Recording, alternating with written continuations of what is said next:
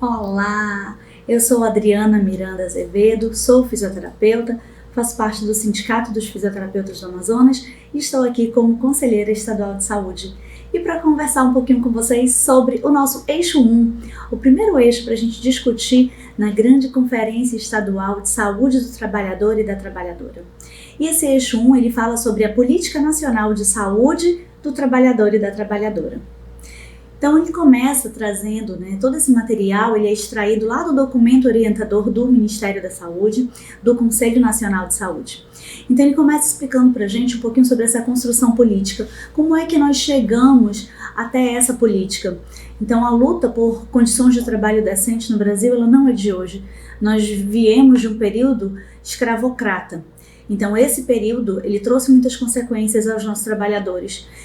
Diversos documentos, publicações, relatos históricos ou ainda outras formas de registros nos demonstram quanto as lutas sociais por melhores condições de trabalho e saúde foram transformadoras. Essas lutas, elas foram necessárias para que a gente pudesse obter, primeiro ter voz e obter algum direito. Alguns exemplos dessas resistências que nós vivemos foram, primeiramente, os povos originários, frente ao processo de colonização que vivemos, os imigrantes de diversas nacionalidades e também os trabalhadores e trabalhadoras no início da industrialização. Vários contextos eles foram tracejando a saúde para os trabalhadores com outros rumos, em especial para algumas categorias como bancários, comerciários e industriários, entre outras, que tinham organizações fortes e passaram a ter acesso à assistência médica e provimento de aposentadoria. Muitas foram as lutas, muitos foram os avanços. Ou seja, a política de Estado ela passou a ser voltada para os trabalhadores e trabalhadoras, aqueles que eram contribuintes formalmente inseridos no mercado de trabalho. Essas pessoas, pelo menos, começaram a ter voz, elas começaram a ser ouvidas e começaram a ser cuidadas. Mas os movimentos populares, eles continuaram, em especial os voltados à saúde, mas também os sociais e os sindicais, e contribuíram muito para a democratização do nosso país. E, principalmente, eles fortificaram o movimento da reforma sanitária, que desagou numa grande conferência nacional, a 8ª Conferência Nacional de Saúde, a Conferência Nacional de Saúde, provocando a realização da primeira Conferência Nacional de Saúde do Trabalhador, no mesmo ano. Isso resultou na inserção da saúde do trabalhador enquanto campo de atuação da saúde pública. E a saúde do trabalhador, ela passou a ser objeto da saúde pública, devidamente regulamentada pela Lei Orgânica de Saúde, na Lei 8.080 de 1990, com um conjunto de ações que visam a prevenção, a proteção e a promoção da saúde dos trabalhadores e das trabalhadoras, bem como a recuperação e a sua reabilitação. Como histórico, aí a gente tem em 1994 uma segunda Conferência Nacional de Saúde do Trabalhador, que foi decisiva para deliberar sobre a formulação de um documento de política. Lá em 97 saem as primeiras portarias, a publicação das portarias de normas, diretrizes e manuais, sendo os pilares da saúde do trabalhador. Em 99, nós tivemos a publicação da primeira lista de doenças relacionadas ao trabalho, atualizada somente 24 anos depois. Em 2002, a criação da Rede Nacional de Atenção Integral à Saúde do Trabalhador, o RENASS, sendo um componente da rede de serviços do SUS. E aí, o documento norteador ele nos traz alguns pontos de reflexão que precisamos discutir. Precisamos refletir, precisamos pensar juntos para que a gente possa trazer e elaborar as nossas propostas. Primeiro ponto, políticas públicas garantem direitos sociais para que o trabalho não seja o único meio de subsistência de um indivíduo e sua família. O sistema capitalista se baseia na exploração do trabalho para a acumulação de riqueza do que detém os meios de produção. As atuais políticas públicas se revelam no conflito capital-trabalho e na luta das classes trabalhadoras contra essa exploração? Esse é o primeiro ponto que nós precisamos refletir. Será que essas políticas estão realmente indo contra essa exploração ou estão favorecendo? Segundo ponto, as lutas pela sobrevivência e em defesa da saúde, de remuneração justa ou ainda por condições dignas de trabalho foram protagonizadas por movimentos sociais e sindicais no enfrentamento de sua exploração pelo capital.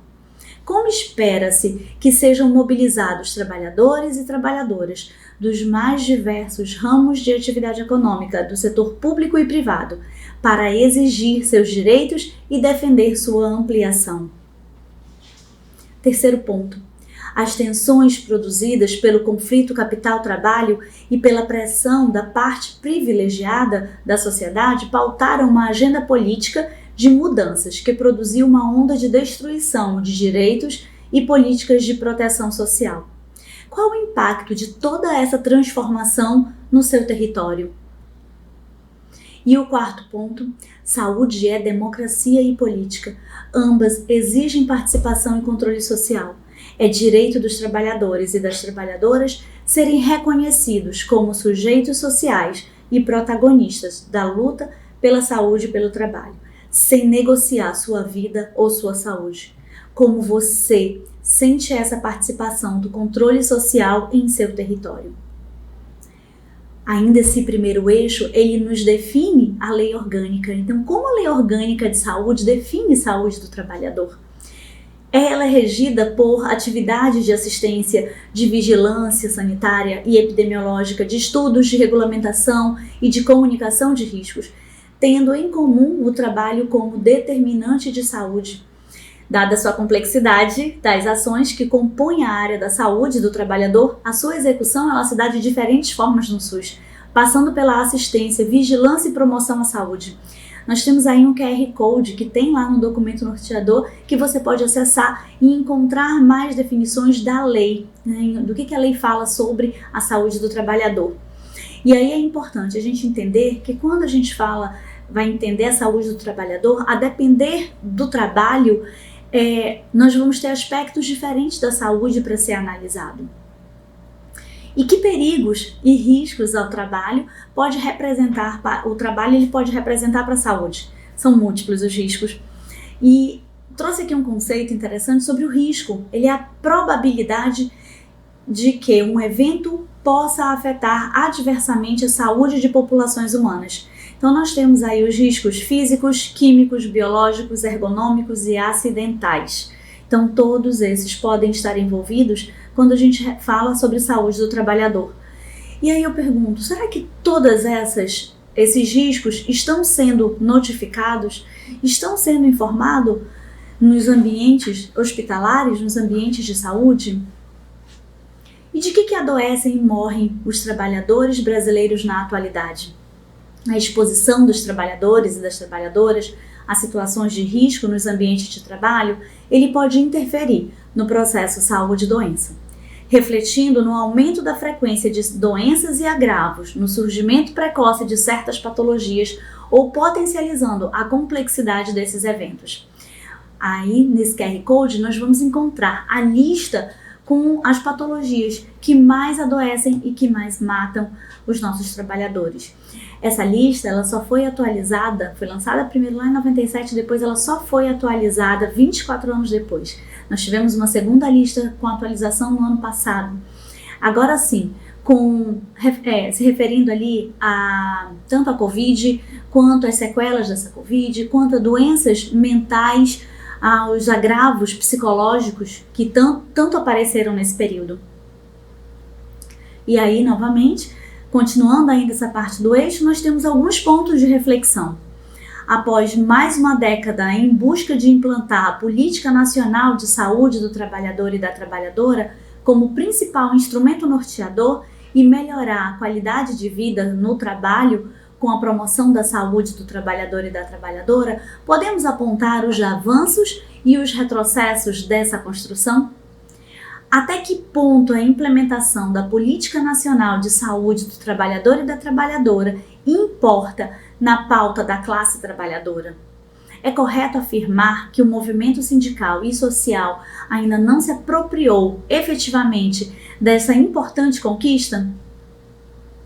Até que ponto do protagonismo da classe trabalhadora, ou a falta dele, dificulta o acesso e a compreensão sobre a inserção da política nacional de saúde do trabalhador e da trabalhadora no cotidiano daqueles e daquelas que têm trabalho como objeto direto na busca da sobrevivência na lógica capitalista da sociedade que vivemos? Esses foram alguns pontos de reflexão que precisamos discutir mais nos nossos municípios, nas nossas regiões, e aí trazer isso para o nosso conselho estadual, para a nossa conferência estadual, para que a gente possa eleger os nossos representantes e levar as nossas propostas para a Conferência Nacional.